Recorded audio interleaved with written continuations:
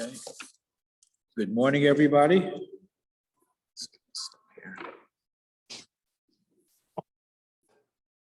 Okay. We are in the final stages of our preparation for the holiday of Shavuos. We are in what is known as the Shloshes Yemei HaKabbalah, the 3 days prior to the giving of the Torah on Mount Sinai. And part of our preparation should be to review the book of Ruth, Sefer Ruth. It's one of the 2 books of the Bible named after a very important woman. And I just want to go through certain parts of the book that have some very, very important lessons for us in a contemporary Jewish world. First of all, the reasons for reading this, it's a small Megillah. It's only 4 chapters. We read it on Shavuos for a number of reasons. First of all, the famous story about Ruth's conversion, we'll talk about, and that she accepted the Torah, just like the Jewish people accepted the Torah on Shavuos. So that's one connection. The fact that she was a great-grandmother of David HaMelech, and David HaMelech was born and died on Shavuos. That's another reason why we read this particular Megillah. But there are other important lessons that are not just for Shavuos, but for life lessons, all year long lessons. Some of us might veer into politics. I can't help it. I'm just dealing with the text as I understand it. Perhaps you might share some observations of your own if I alert you to some of the undercurrents here. It begins with a very strange opening line. Vayehi bimei shvot hashoftim. First of all, any parsha, any sefer that begins with the word Vayehi, Talmud tells us that Vayehi indicates something bad is going to happen. Vayehi b'shalach parves ha'am. Many parshios, many svarim begin with the words Vayehi. And here too, bad things are about to happen. Shvot hashoftim. When the judges judged. That's a literal translation. It doesn't mean that the judges judge. Obviously, that's a function of a judge, to judge. But what it means is that people were judging the judges. In other words, you have elected officials, or you have people who were appointed as rulers over the Jewish community, but the people said, we know better than you. And they were judging the judges. And we see this happens all the time in every country. Politics being what politics are, people sometimes are very dissatisfied with their leadership, and they will judge their judges. They will, and we see this in America. We see it in Israel. And I want to focus on Israel particularly. That there is I guess you call it some type of an existential crisis going on in Israel today. The parties that are now in power have a certain agenda that many people are unhappy with. And you have these huge rallies in Tel Aviv, people stopping traffic on highways. People are very unhappy with their leadership. They were judging their judges, so to speak. And being a democracy,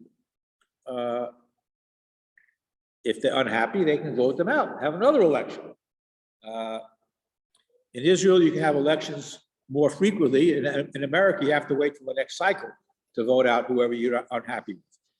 But not only did they rebel against their leadership, but as soon as things went bad, and sometimes you can make a connection, when people begin to challenge their leadership, bad things happen. Because right after Shvot HaShoftim, Vahi Ra'av Ba'aretz, there was a famine. Very bad. Now, what do you do when there's a famine? You try to conserve what you have. We talked about Yosef and making plans for a famine earlier in Bereshis. What do some people do when things are difficult? They leave. They abandon their homeland. Instead of trying to help, they leave. And that's exactly what happened. This fellow, Elimelech, who was a well-to-do fellow, and rather than stick around and try to help or to weather the storm, so to speak, he checks out. And history repeats itself over and over again. There are many, many Israelis who are leaving Israel now because of their dissatisfaction with the current government. And they're leaving, they're pulling out. Investors are pulling out. They're not willing to weather the storm because things go in cycles. And eventually things are going to change. But some people lack that basic elementary faith. And he left, and he was punished. Elimelech did not have faith that eventually things would get better. So he left Israel, his family, sons, and unfortunately, children learn attitudes from parents. And if he can turn his back on his people and on his country, then what do they need to have their loyalty, connected to this country or this religion even? And we saw what happened. They left Israel, and as soon as they got to Moab, into Golus, Elimelech dies. The two boys are left without any anchor, just with their mother. And what's the first thing that they do? They marry non-Jewish women. So again, you can read into this a lot of different things, whether it's the importance of parents bringing up children, the importance of setting an example of how to deal with issues concerning the future of the family in Israel versus outside of Israel. And also, the Chazal tell us that HaKadosh Baruch Hu was trying to engineer things. When they left Moab, they left wealthy. When they went to Moab from Israel, he was a wealthy guy. And the Gemara says, what happened first? His crops failed. He didn't get the message. His cattle died. He didn't get the message. Finally, he died. And the boys didn't get the message. And eventually, the tragedy just unfolded and got worse and worse. Turning your back on your people, leaving when you could have been a source of help. What was he afraid of? That my resources will be eaten up by people I have to help, which is the exact opposite of our view of tzedakah. Aser ta'aser, aser kidei shetisasher. Rabbi, you always quotes that possible. You give tzedakah and you'll be rewarded for helping other people. You're not going to lose out. Elimelech didn't understand that or didn't take it to heart. And he left. He was afraid that his fortune would be squandered and he would be left penniless. So he dies. And then the two boys marry Nosha Moavios, married non-Jewish women. One was named Arpa, one was named Rus.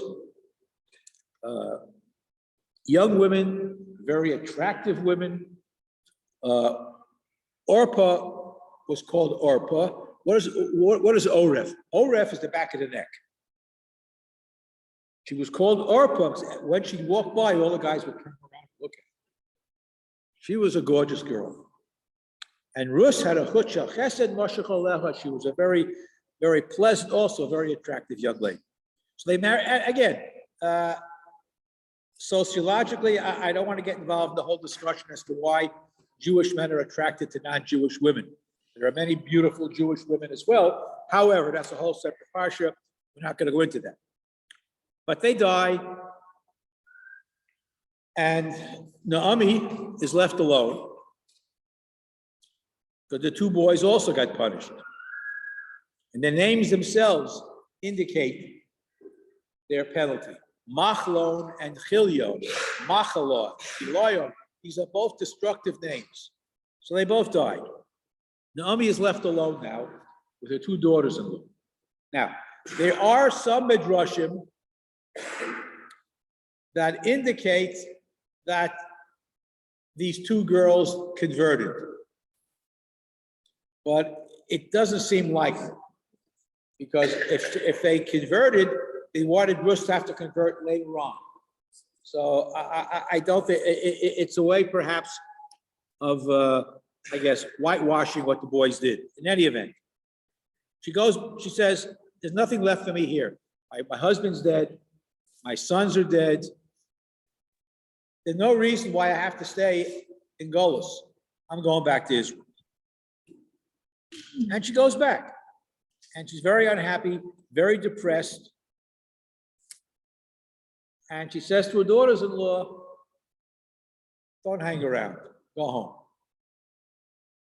And they cried and they hugged. It's a very moving story. And finally, after crying and hugging and so forth and so on, so Orpah goes home. Ruth stays with her. And 3 times, Naomi says to Ruth, "Go home. You're still young. Go home. You don't need to be with an old woman. Go home." 3 times she tells her. Finally, after 3 times telling her, Ruth says, "I'm not going anywhere."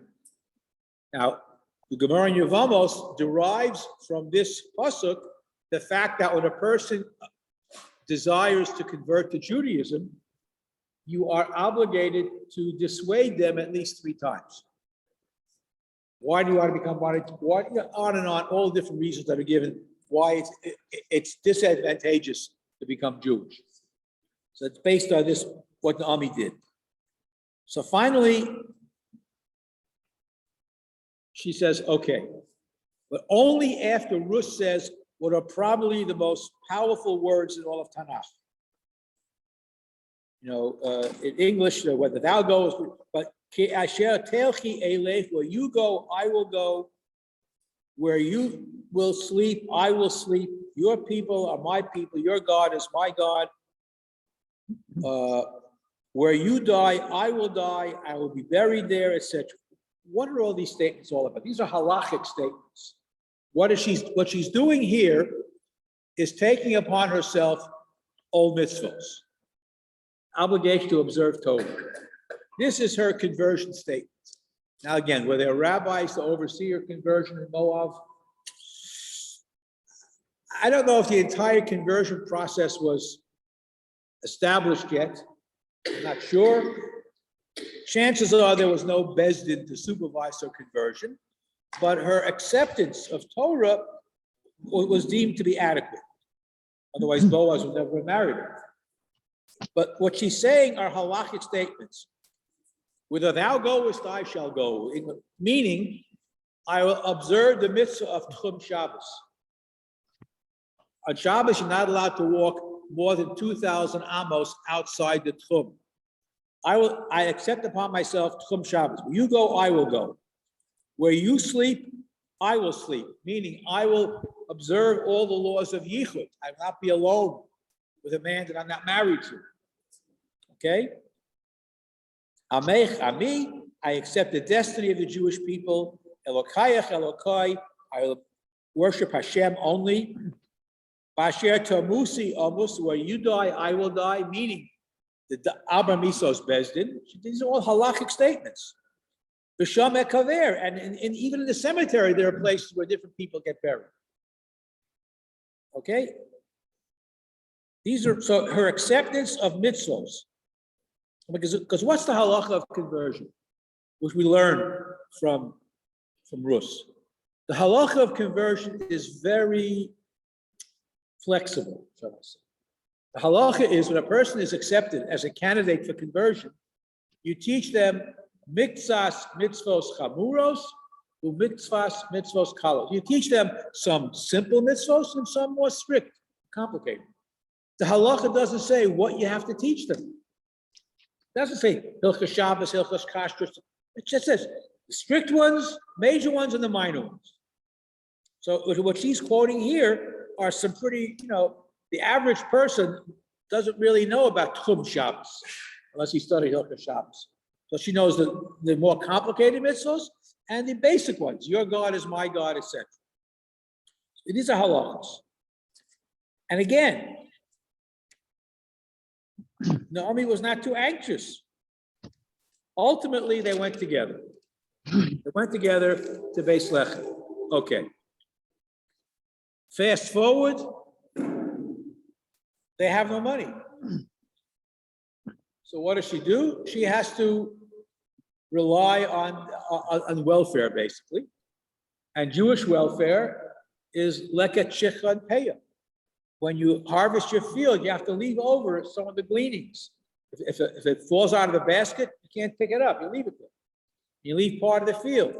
And when you finish the harvest, the poor people go in and they pick up. You pick up a kernel of grain here and a kernel of grain there. You pick up enough. Eventually, you'll have a handful of kernels enough to make a pancake or a piece of bread. So that's the poor. And she was a gleaner. She would go and pick up in the field. It was the harvest time, and she would go. And it turns out, it's hashgacha pratis, that the field that she was in belonged to Boaz. And Boaz was the shofet, one of the judges in that particular period of time. And eventually the word got out who she was. And Boaz was distantly related to Elimelech. So there were a little bit of mishpacha there. He heard about Rus. He heard about Naomi's bad luck. And he was very kind to her. And he made sure that they left a little extra for her. And he told his foreman, see that young woman over there? Make sure none of the guys mess around with her. And give her a little extra. Because he heard what she had done, how she took care of Naomi. And at this point, Rus was not a young girl anymore. She was a mature woman, probably close to 40 years old. And but she had to go and stoop in the fields. But it's interesting, when I say stoop in the fields, there are two ways to gather grain. You can bend over or you can stoop. Bending over is not a very tznius way for a woman to behave. Stooping is much more tznius. And it was noted that Rus would stoop and she would behave in a proper tznius way. And it was observed. And Boaz invited her into the shade, take a drink. No one's going to touch you. Don't be afraid of the young men. Fine. She comes home. I don't know where they were staying exactly, but she comes home. And she has a huge apron full of grain, which is much more than you normally would glean in a day. A whole huge apron full. I mean, she didn't have a basket. She had an apron, and it was full of grain. And Naomi says to her, wow, what did you have to do to get all that grain? Something going on? I mean, where'd you go? Because this was unusual. So finally, she tells her, I was in the field of Boaz. He was very nice to me, etc. Then it clicked.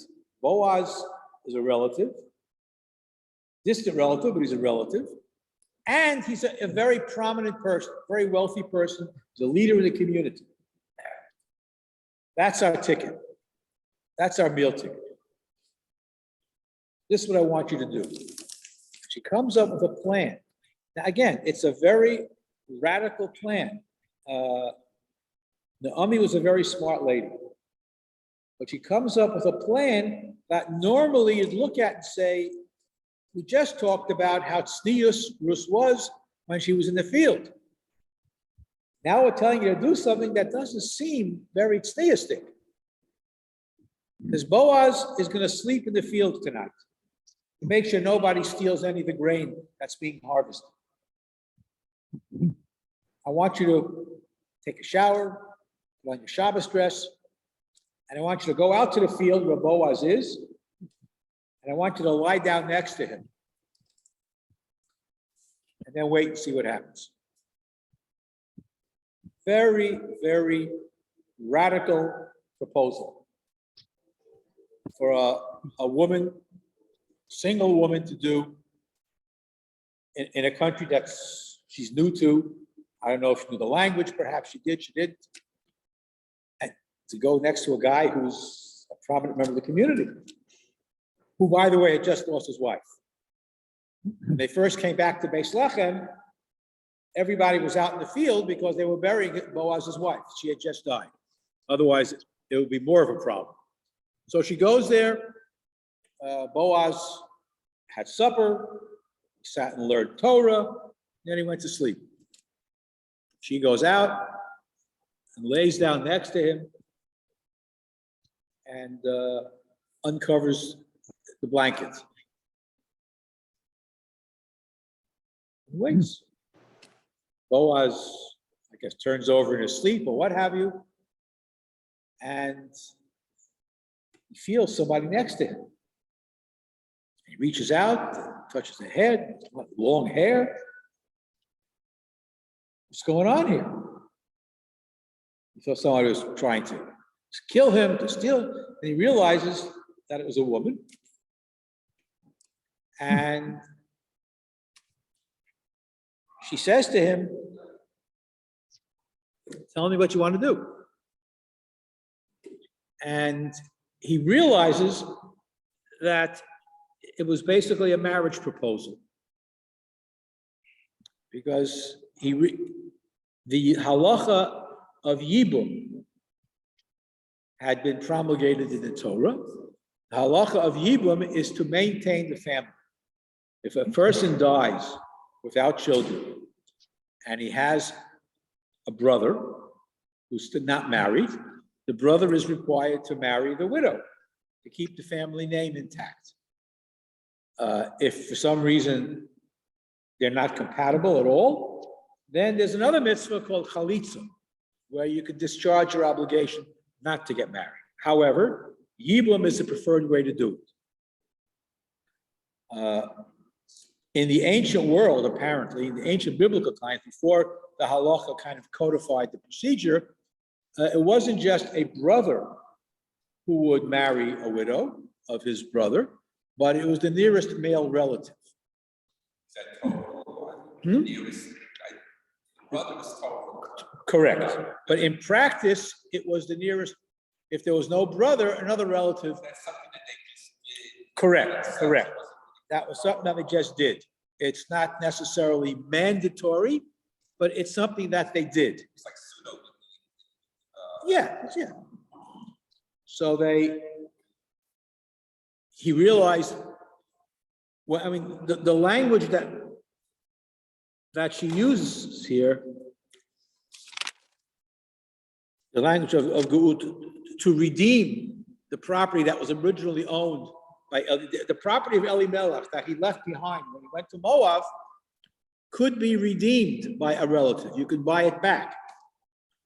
But she does all this stuff here. Where is it? Is Mi'at? Who are you? And she says, I am Ruth. And I want you to spread your cloak on me because you are my redeemer. Basically, it's a marriage proposal.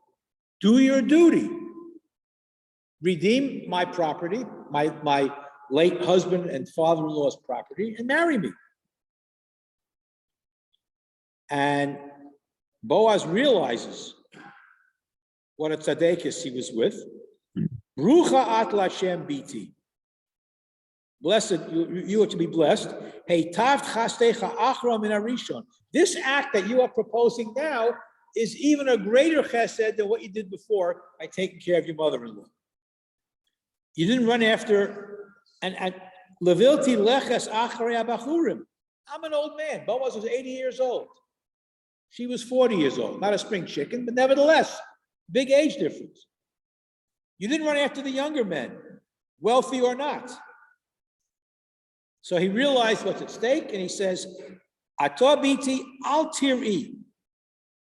Not to worry, whatever you want, whatever you desire, I will do.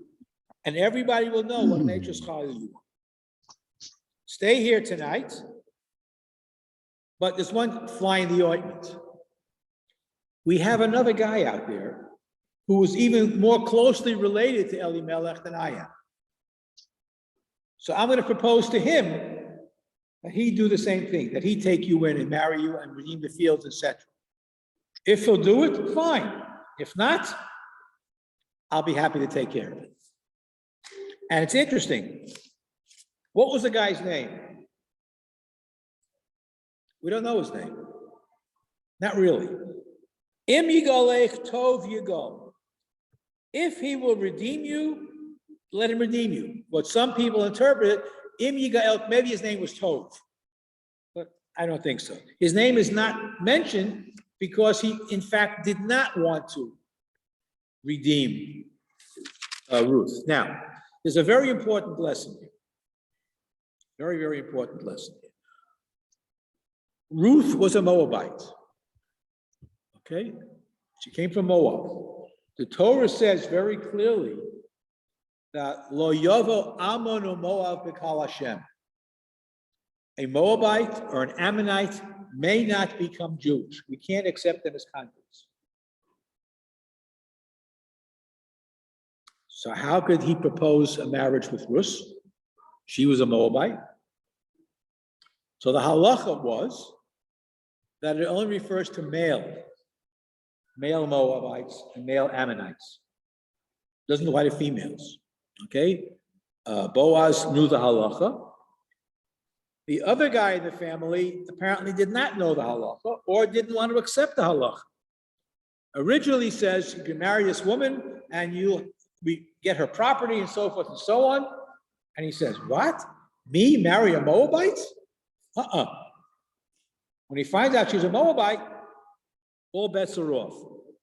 And then, of course, he marries her, and David and Melech comes out of that shidduch. Now, the important thing to remember in terms of a lesson to be learned,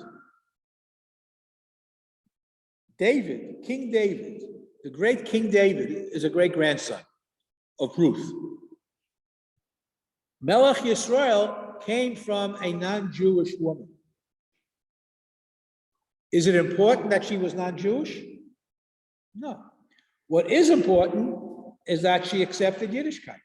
She accepted the Torah, she accepted Judaism, and that is so important that David Melech Yisrael came from her. And the fact that this guy didn't know the halacha, shame on him. Shame on him. And Boaz, to his credit, did not waste any time. And when the guy said no, there was a minion already at the gate, and they had the wedding. And unfortunately, he died on their marriage night, but he produced a son, and later on, ultimately David HaMelech came from that. But so many important lessons about dealing with potential converts. And I guess I should mention that in my understanding, there's no such thing technically as a convert. You are either a candidate for conversion or you are a Jew. Very simple. Once you've converted, you are a Jew, and you should not be referred to as a convert. Granted, there are certain special halachos referring to converts, but there are very few. And it has nothing to do with the convert, really. It has more to do with the status of a Kohen. A Kohen can't marry a convert. But it's less to do with the convert status than it has to do with the Kohen status. It's the Kedusha of the Kohen that we're concerned with. So you're either a candidate for conversion or a Jew. And obviously, we have, not only do we, and again, if you look at it very carefully, well, how does the Megillah end? The Eile Toldos Peretz. They don't start with Yehuda. Who do they start with? Peretz. Who was Peretz? How did Peretz come to be? He came to be with Tamar, who tricked Yehuda, right? Because he wouldn't give the third son to her. So again, you have somebody doing the wrong thing for the right reason. All right? She dressed up as a prostitute. He didn't know that it was his daughter-in-law, and he had a son, 2 sons. Peretz is one of those sons from Yehuda, but it's interesting that it talks about Toldos Peretz, not Toldos Yehuda. I would have started from Yehuda and then Peretz. It starts from Peretz. So sometimes the wrong act can have the right conclusion. And it goes on to all the different, very important people. Nachshon ben Aminadav, first person to jump into Yamsuf. Salma holid as Boaz holid as Oved holid as Yishai holid as David. And that's how the Megillah ends. So there are many, many important lessons, political lessons in terms of not leaving Israel, political lessons about judging those who are in authority, how the Megillah begins, and also lessons about conversion, which the Gemara does learn from Megillas Rus. Again, you dissuade a convert 3 times. You teach them some important halachos, some major halachos, some minor halachos. In the chronology of conversion, I don't think it became crystallized the way the conversion procedures are now until probably the time of the Mishnah. Wally, Was functioning, yes. is there any standard formula which we say to a potential convert? No. The laws of conversion are very, very non-specific. The first, you dissuade a person from becoming a convert, and then you teach them some major mitzvos and some minor mitzvos. The halacha doesn't say which mitzvos. Obviously, you want to teach about Shabbos and kashrus and taras and mishpacha, but the halacha doesn't demand that from you. Teach them some major mitzvos, some minor mitzvos. Doesn't say what they are. Eventually, they have to accept all of mitzvos, but you gradually teach them different things. Rus took upon herself some major mitzvos and some minor mitzvos. But if you look at the list of the things that she talked about, Tchum Shabbos, Abba Misos Bezdin, again, in the biblical period, I don't think the conversion procedures were as uniform as they are now. Exactly who converted her was probably Naomi, which opens up a whole other interesting set of rules as to who can accept a convert. But again, in the biblical period, it was much less structured than it is today. Today, you have a bezdin, you have 3 rabbis who supervise the immersion in the mikveh or the bris milah, and the person has to study. It's a different thing than it was then. But that didn't crystallize itself until the time of the Mishnah in all probability. But there are a lot of very, very important lessons here. And this is just a few things that I have gleaned, if I can use that word, from the Megillah in terms of contemporary implications for relations with Israel and how one deals with the issue of dealing with tough times. Just because it's difficult doesn't mean you have to leave. You have to tough it out. And also the issue of helping your fellow Jew, which clearly Elimelech was not interested in doing. So hopefully this gives you food for thought to read the Megillah a little more closely and follow along on the second day of Shavuos when it's read. Any other questions? Have a great cheesecake. Have a great cheesecake and also Yontif. Have a great day. Enjoy Shavuos. Don't eat too many blintzes. Reb Wally, Hey. you should Yes. write the movie. Start.